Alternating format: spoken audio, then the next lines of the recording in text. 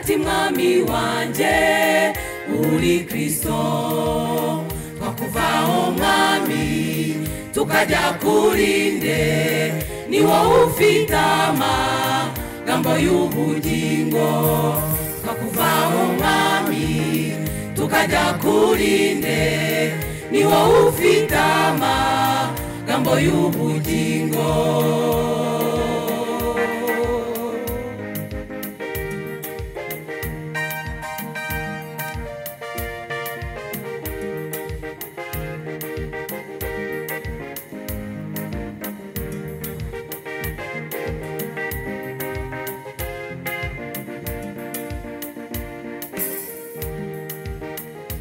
bavuga ko uri Yeremiya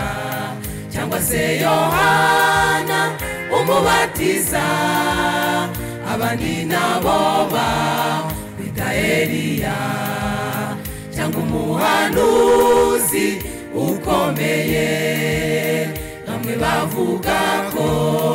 uri Yeremiya cyangwa se Yohana umubatiza abandi nabo bita Eliya cyangwa umuhanuzi ukomeye Petero abwirishwe n'umwuka wera ati mwami wanje uri Kristo twakuvaho mwami tukajya kurinde ni wowe ufite amagambo y'ubugingo twakuvaho mwami tukajya kurinde ni wowe ufite amagambo y'ubugingo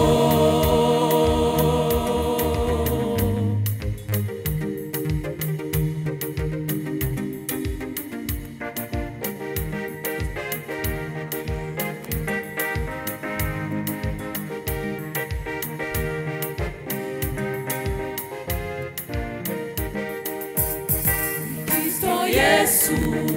wavuye mw'ijuru uje kudukiza ngoyi za Satani dore hari benshi batarakumenya biyereke mwami naho ubazane uri Kristo Yesu wavuye mw'ijuru uje kudukiza ngoyi za Satani dore hari benshi batarakumenya biyereke mwami naho ubazane Petero abwirishwe n'umwuka wera ati mwami wanje uri Kristo twakuvaho mwami tukajya kurinde ni wowe ufite amagambo y'ubugingo twakuvaho mwami tukajya kurinde ni wowe ufite amagambo y'ubugingo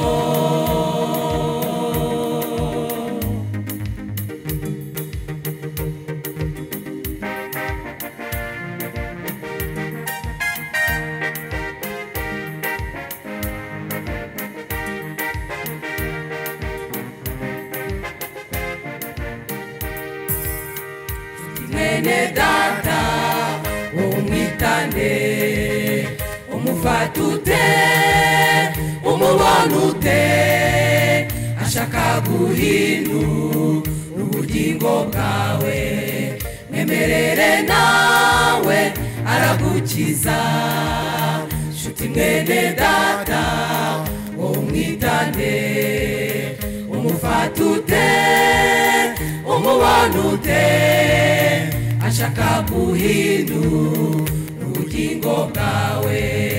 mwemerere nawe aragukiza Petero abwirishwe n'umwuka wera ati mwami wanje uri Kristo twakuvaho mwami tukajya kurinde